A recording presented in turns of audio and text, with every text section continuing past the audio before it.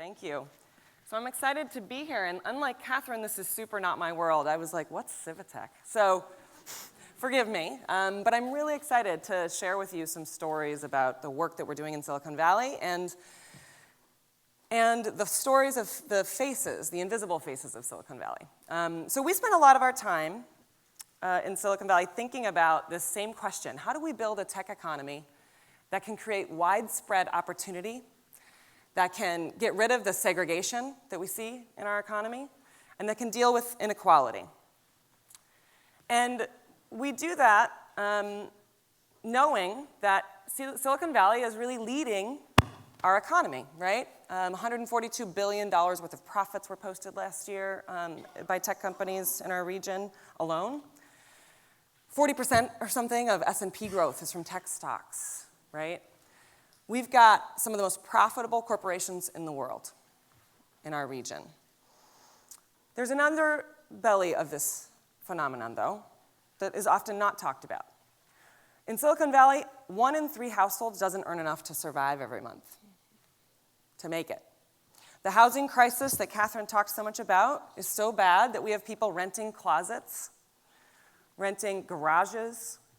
I've door knocked and seen 6 or 7 families in one unit. One guy was renting the crawl space in between the baseboards and the floor. It's bad. And we've got a lot of work to do to expose why, right? We've got a lot of high-paying jobs in Silicon Valley, but for every coding or engineering job that the tech firms post, 4 additional jobs are created in our regional economy. And those jobs, the quality of those jobs just isn't that great. Who am I talking about? So this is my friend Nahima. Nahima works at Intel. She works for a subcontractor at Intel. She's a cafeteria worker. She feeds Intel workers. She, does the cashiering. And she and her 3 kids, until 2 years ago, rented 1 bedroom in a house for the 4 of them. That's all they could afford. She hit her breaking point when her 3 kids were depressed and sad because they couldn't get a Christmas tree because it didn't fit in the room. And she'd sort of had it. So Nahima started looking for a new place to live in the Central Valley. Now she commutes 2 hours each way to work, but she's got a better housing unit. What do we do for people like Nahima? Well, I would say, from the labor movement, we don't do for, we do with. So I really believe that if we're going to solve the problems of our economy that are so challenging and leaving 1 in 3 families out, they have to be at the table, and they have to be at the table in an organized way. So there are hundreds of thousands of service workers every day working on tech campuses across the country. These are janitors, food service workers, cafeteria workers, they're landscapers, and shuttle bus drivers. And these workers are the invisible army of folks who are not at the table. They also look a lot different than tech workers. So service workers in tech earn about 1/6 as much. And on the flip side of the diversity question, they're 6 times more likely to be Black or Latino. This is occupational segregation. This is segregating people of color into occupations where there's no career ladder and where there are poverty wages. This is Scott Peebles. Scott spends his days working for Apple, the richest tech company in the world. He shuttles folks from Walnut Creek to San Francisco down to Cupertino every day. He spends 4 hours off shift, not being paid. He can't go anywhere because he lives up north, and he drove a bus down, so he's not being paid. He's off shift for 4 hours. Then he picks the tech workers back up and drives them around. After a 12, 13-hour day, he goes to sleep in his minivan in an inflatable mattress. So after too many stories of this, we started to organize. So we brought together service workers, unions, faith leaders, racial justice advocates, and others to the East San Jose Church, where Cesar Chavez got the farm workers movement started so many decades ago. And we formed Silicon Valley Rising because we said, in this space where 24% of all jobs are connected to the supply chain of the tech industry that's so prosperous, we can do better. We have 3 goals. The first is to organize service workers in tech and make those jobs good jobs. living wage jobs with benefits, full-time work. We can do this.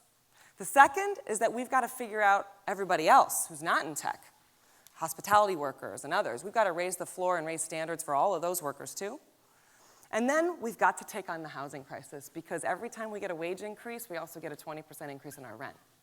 So we've got to do something about that. And we've got to do two things. We have to protect communities from displacement, we've got to protect renters, and we've got to build more affordable housing. Which takes me back to Intel. So it's not enough just to ask or request that Microsoft or Google pay a living wage. We also need to organize new constituencies, and here's why. So at Intel, there's this interesting thing that they do. Directly hired Intel workers get, I always forget the color, a blue badge. That blue badge says, you belong here, you're one of us. You get free food, you get gyms with personal trainers, you get spa services, dry cleaning, I could go on. Nahima gets a green badge, and she wears it around her neck like a scarlet letter. And guess what? When she goes into the food line, she has to pay. She doesn't get dry cleaning. She doesn't get spa services. This is like so stupid. It's like, who did this? Like, right? It's like respect on the job is actually the first reason people organize. And so they did. They organized with Unite Here, the union that represents food service workers across the globe. And after rallies and marches and delegations to the boss and retaliation, Intel actually fired the contractor after they started organizing. That meant that the workers, through no fault of their own, lost their jobs a week before Thanksgiving. After a long fight, they won. And they got a $5 an hour increase in their wages to start. They got health insurance for their whole family for the first time that was affordable. They got paid sabbatical leave, a first for the industry, and they got immigrant worker protections.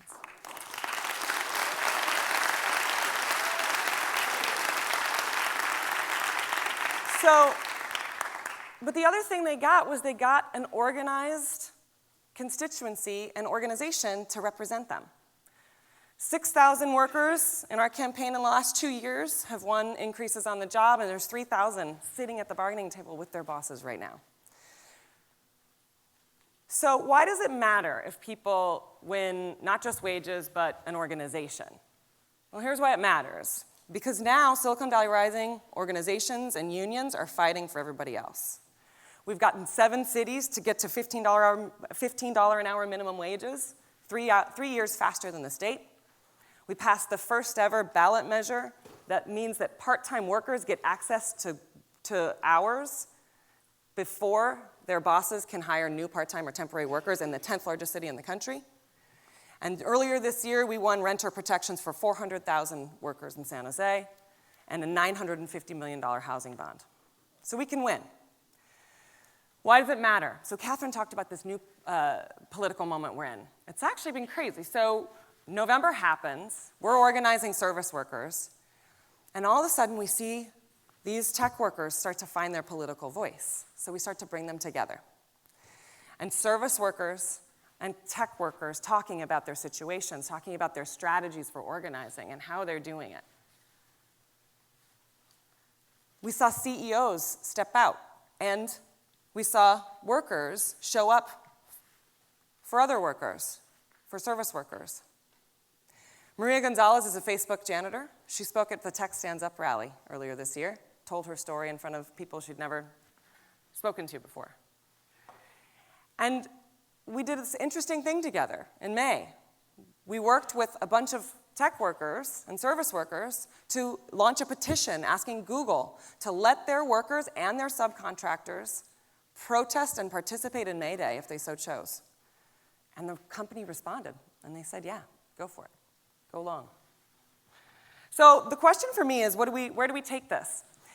There is enormous power, I believe, in the solidarity between core tech workers and tech service workers. And we have a huge challenge ahead of us, right? Automation is real. When we think about the social safety net of the future and the jobs of the future, the solutions that we're going to come up with are not going to work if everybody is not at the table.